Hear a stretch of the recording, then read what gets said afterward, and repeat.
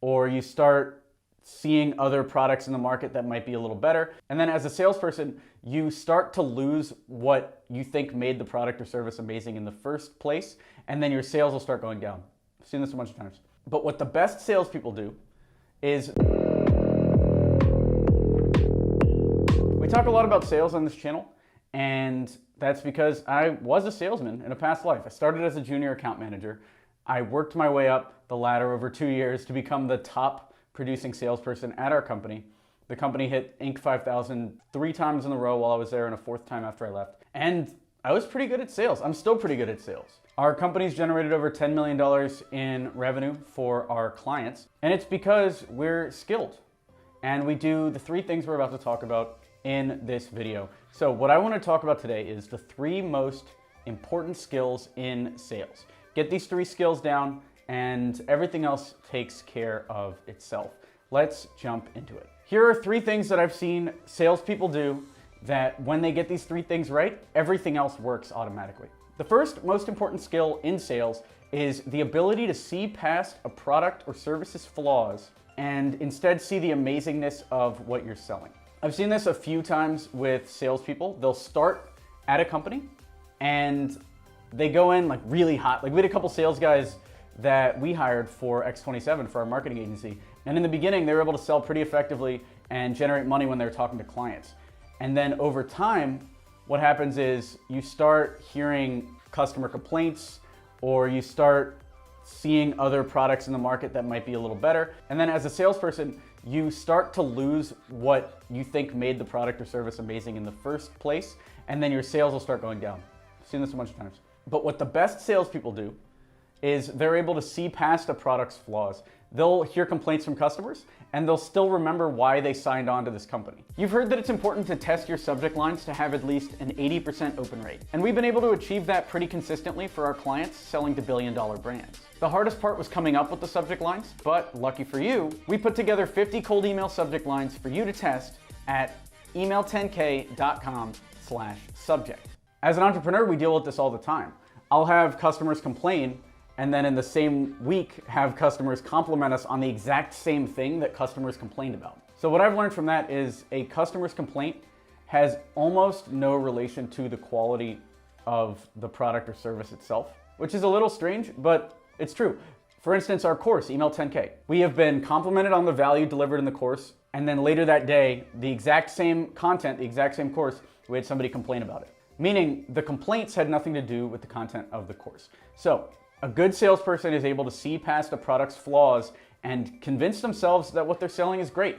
And if they can't convince themselves that something is great, that the thing they're selling is great, they should leave the company. They should not sell something that they think is subpar. When I was working at the agency in New York that I became the director of marketing of, when I was still a sales guy, we had a couple people on the team that, even though they were great salespeople, were convinced that our app development services were trash. And I saw it happen over time. A new salesperson was hired, he came onto the team, and he was recommending his friends to the agency, like we were doing really good.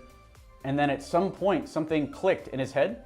He convinced himself that our services weren't good, and then all of a sudden his numbers tanked. So if you can't convince yourself that what you're selling is great, or that what you're selling is helpful for the person you're selling it to, you need to get out of that company before your numbers decline, because it's gonna be bad for you and it's gonna be bad for the company.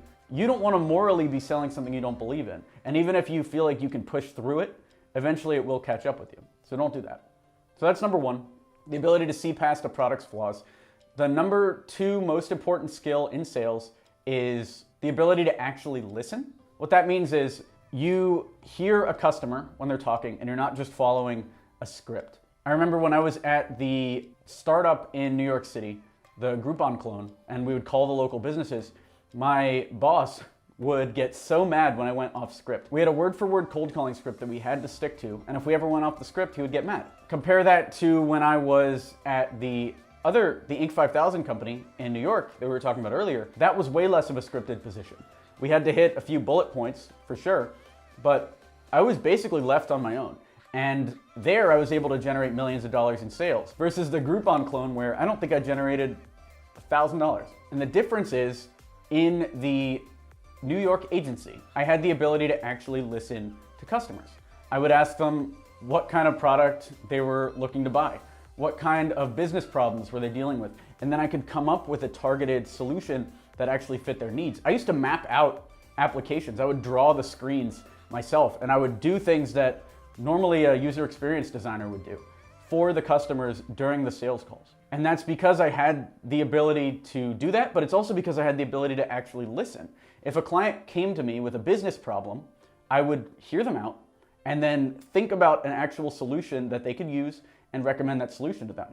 I wasn't trying to force our software onto them. I wasn't trying to push whatever their issues were into our little hole of a product. That's one reason why I really love services businesses, by the way, is because they're actually flexible enough to do that. But you can do it with products as well.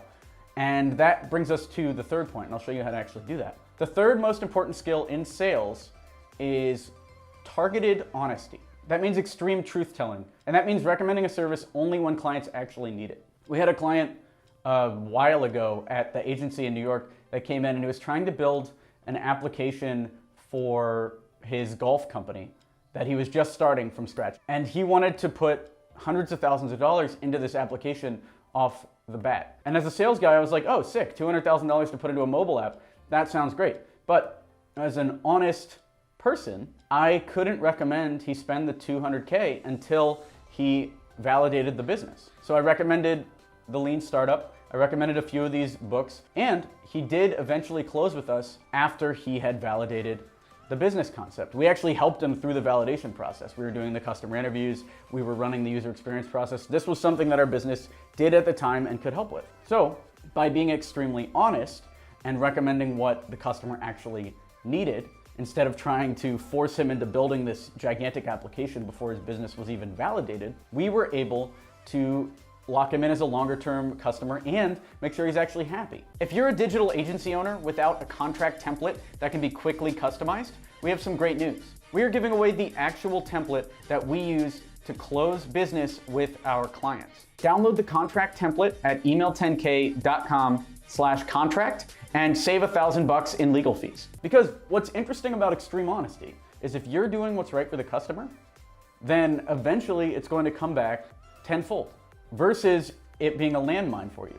So for instance, if this guy had gone out and built his $200,000 mobile app and then the business wasn't valid and fell apart, he would never work with the agency again. And that is something that happened to a lot of our other clients.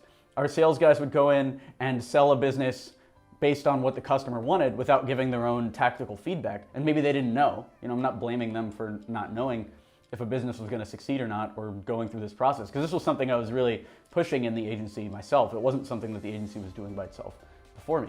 And eventually what would happen is entrepreneur would come in with a bunch of money, maybe from their parents or friends and family around or something. They would build an application. That application would be launched in the market and would fail because of lack of validation. So targeted honesty, even though it led to a little bit less money up front, led to more longer-term customers and happier customers, AKA better karma or better vibes going out into the universe, however you want to sell that from a soft university point of view. So those are the three most important skills in sales: the ability to see past a product's flaws, the ability to actually listen, and targeted honesty. Thanks for watching the video. Feel free to subscribe if you want more content like this. Check out our past videos. We've done hundreds of videos all about sales, entrepreneurship, how to be a better salesperson, etc. Leave a comment down below. What, as a salesperson, do you think we need to add to this list? Like this video to encourage this type of content, and I'll talk to you later. I'm Alex Berman.